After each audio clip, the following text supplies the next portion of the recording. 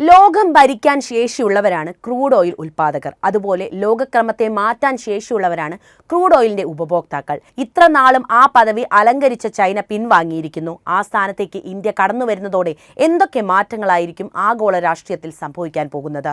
Crude oil ആവശ്യത്തിൽ ചൈനയെ മറികടന്നിരിക്കുകയാണ് India എന്ന വാർത്ത വന്നു കഴിഞ്ഞു. ഏറ്റവും കൂടുതൽ ക്രൂഡ് ഓയിൽ ഉപഭോഗം ചൈനയിലായിരിക്കാമെന്നാണ് ലോകത്തെ പ്രധാന എണ്ണ കയറ്റുമതി രാജ്യങ്ങളെല്ലാം നേരത്തെ തന്നെ കരുതിയത്. എന്നാൽ ഇക്കാര്യത്തിൽ വൻ കുതിപ്പാണ് ഇന്ത്യ ഇപ്പോൾ നടത്തിയിരിക്കുന്നത്.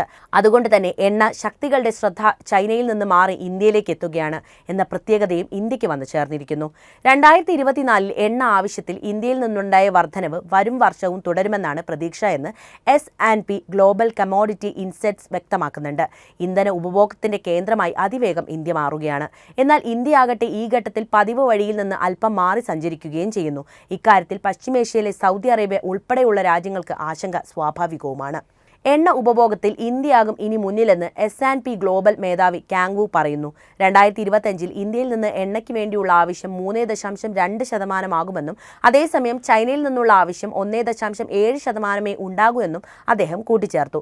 2024 ആദ്യ 10 മാസം ചൈനയിൽ നിന്ന് പ്രതിദിനം 1,48,000 ബാരൽ എണ്ണയ്ക്ക് വേണ്ടിയുള്ള ആവശ്യമായാണ് വന്നത്. ഇന്ത്യയിൽ നിന്ന് 1,80,000 ബാരലും. ഇന്ത്യയിലേക്ക് എണ്ണ ഇറക്കുമതി ചെയ്യുന്ന കമ്പനികൾക്കും ഇക്കാര്യത്തിൽ വ്യക്തമായ ധാരണയുണ്ട്. അവർ ശുദ്ധീകരണശാലകൾ വിപുലീകരിച്ചത് ഈ ലക്ഷ്യത്തോടെയാണ്. പതിവായി എണ്ണ വാങ്ങുന്ന രാജ്യങ്ങളെ മാത്രം ആശ്രയിച്ചാൽ പോരാ എന്ന് കമ്പനികൾ ഇപ്പോൾ കരുതുന്നു. കൂടുതൽ രാജ്യങ്ങളിൽ നിന്ന് എണ്ണ വാങ്ങാനും ശ്രമം തുടങ്ങിയിട്ടുണ്ട്. നയതന്ത്ര തലത്തിൽ നടന്ന ചർച്ചകൾ ഇക്കാര്യത്തിൽ ഗുണം ചെയ്യുമെന്ന് S&Pയുടെ സൗത്ത് ഏഷ്യ ഓയിൽ റിസർച്ച് മേധാവി അഭിഷേക് രഞ്ജൻ പറയുന്നു. നേരത്തെ പശ്ചിമേഷ്യയെ മാത്രമാണ് ക്രൂഡ് ഓയിലും വാതകത്തിനും വേണ്ടി ഇന്ത്യ ആശ്രയിച്ചിരുന്നത്. എന്നാൽ സമീപകാലത്ത് ഇതിനെല്ലാം മാറ്റം വന്നു. പശ്ചിമേഷ്യയ്ക്ക് പുറമെ Africa, Europe, north America, south America, south east Asia എന്നിവിടങ്ങളിൽ നിന്നുള്ള രാജ്യങ്ങളെയും എണ്ണവാതകത്തിന് വേണ്ടി ഇന്ത്യ ഇന്ന് ആശ്രയിക്കുന്നുണ്ട്. മാത്രമല്ല ആഭ്യന്തരമായി എണ്ണ ഉൽപ്പാദനം കൂട്ടാനും ഇന്ത്യ ആലോചിക്കുന്നു. ആഭ്യന്തരമായി ഉൽപ്പാദിപ്പിക്കുന്ന എണ്ണയ്ക്കുള്ള വിൻഫാൾ നികുതി ഒഴിവാക്കാൻ കേന്ദ്ര സർക്കാർ തീരുമാനിച്ചത് ഈ ലക്ഷ്യത്തോടെയാണ്. ആഭ്യന്തര ഉൽപ്പാദനത്തിന് കമ്പനികളെ പ്രേരിപ്പിക്കുകയാണ് ഇതിലൂടെ ലക്ഷ്യം. അമിതമായ നികുതി ഒഴിവായ സാഹചര്യത്തിൽ ഇനി കൂടുതൽ ഉൽപ്പാദിപ്പിക്കാൻ കമ്പനികൾ തയ്യാറായേക്കും.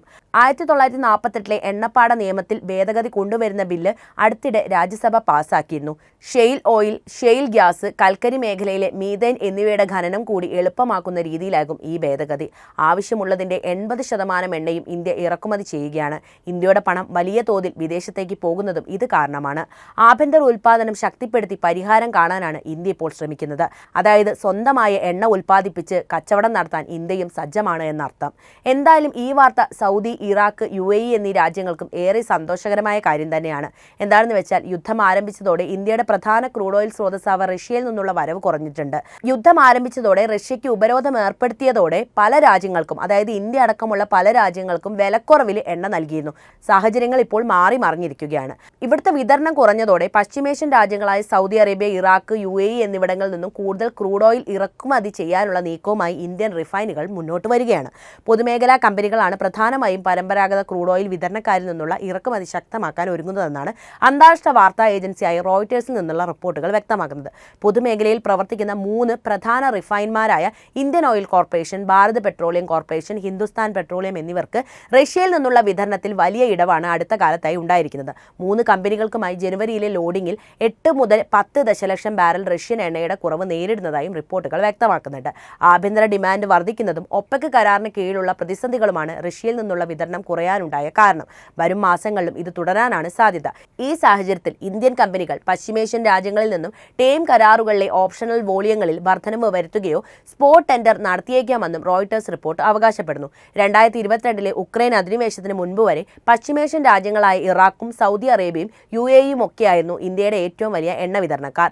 എന്നാൽ ഉക്രൈൻ അധിനിവേശത്തിന് പിന്നാലെ റഷ്യയ്ക്ക് അമേരിക്ക ഉൾപ്പെടെയുള്ള പാശ്ചാത്യ രാജ്യങ്ങൾ ഉപരോധം ഏർപ്പെടുത്തിയത് സാഹചര്യങ്ങളെ മാറ്റിമറിച്ചു. ഉപരോധം മറികടക്കാൻ റഷ്യ, ഇന്ത്യ ഉൾപ്പെടെയുള്ള രാജ്യങ്ങൾക്ക് വിലക്കിഴിവിൽ ക്രൂഡ് ഓയിൽ നൽകുകയും ഇതിലൂടെ പുതിയ വിപണി കണ്ടെത്തുകയും ചെയ്തു. ആഭ്യന്തര ഡിമാൻഡ് വർദ്ധിപ്പിക്കുന്നതും ഒപെക് കരാറിന് കീഴിലുള്ള പ്രതിസന്ധികളുമാണ് റഷ്യയിൽ നിന്നുണ്ടായ വിതരണം കുറയാനുണ്ടായ കാരണം. വരും മാസങ്ങളിലും ഇത് തുടരാനാണ് സാധ്യത.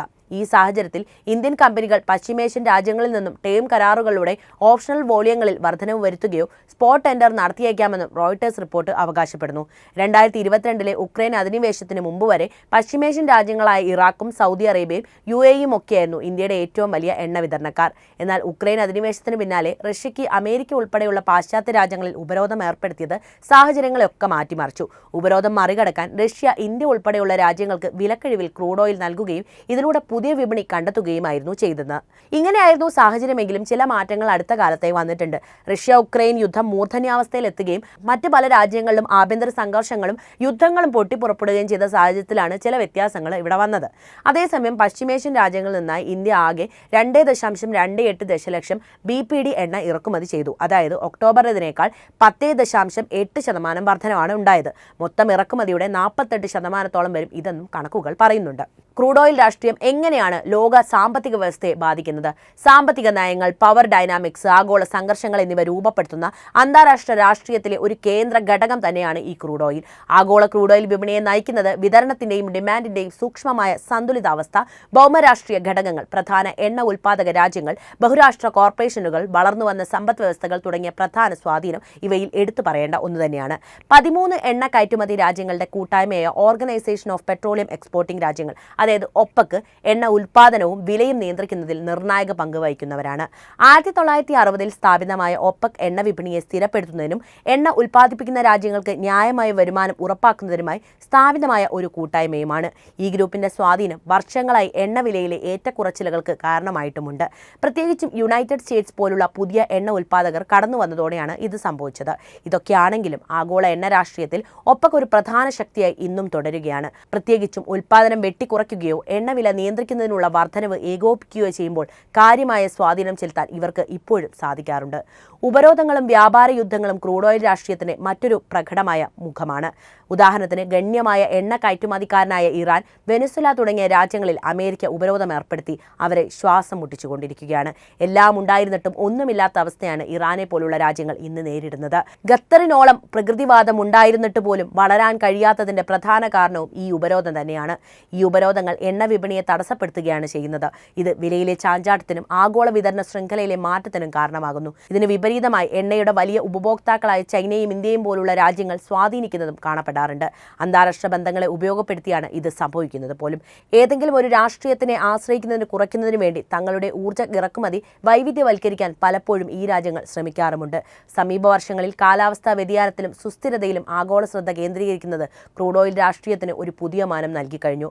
ആഗോള സമ്പദ് വ്യവസ്ഥയിൽ എണ്ണയുടെ ദീർഘകാല ആധിപത്യത്തെ ഭീഷണിപ്പെടുത്തുന്ന പുനരുപയോഗ ഊർജ്ജത്തിലേക്കുള്ള പരിവർത്തനത്തിനായി ഗവൺമെന്റുകളും അന്തർദേശീയ സംഘടനകളും കൂടുതലായി ശ്രമിക്കുന്നു. തൽഫലമായി എണ്ണ ഉൽപ്പാദിപ്പിക്കുന്ന രാജ്യങ്ങൾ ഒരു പ്രശ്നത്തെ അഭിമുഖീകരിക്കുന്നവരാണ്. അവരുടെ സമ്പദ് വ്യവസ്ഥയെ വൈവിധ്യവൽക്കരിക്കുമ്പോൾ എണ്ണ വിഭവങ്ങളുടെ ശോഷണം എങ്ങനെ കൈകാര്യം ചെയ്യാമെന്ന കാര്യത്തിലേക്കാണ് പല രാജ്യങ്ങളും ഇന്ന് ശ്രദ്ധ കേന്ദ്രീകരിക്കുന്നത്. അതിന്റെ ഭാഗമായിട്ടാണ് സൗദിയുടെ 2030 വിഷൻ പോലും. എന്തായാലും ക്രൂഡ് ഓയിൽ രാഷ്ട്രീയത്തിലേക്ക് ഇന്ത്യ പ്രബല ശക്തിയാകുമ്പോൾ എന്താണ് ലോകത്തിന് സംഭവിക്കുക എന്നത് കണ്ടറിയേണ്ടതുണ്ട്. നിങ്ങളുടെ അഭിപ്രായം എന്തായാലും കമന്റ് ചെയ്യുക. ഒപ്പം ഈ അറിവുകൾ എല്ലാവരിലേക്കും എത്താൻ വീഡിയോ ഒന്ന് ലൈക്ക് ചെയ്യാനും ഷെയർ ചെയ്യാനും പ്രത്യേകം ശ്രദ്ധിക്കുമല്ലോ.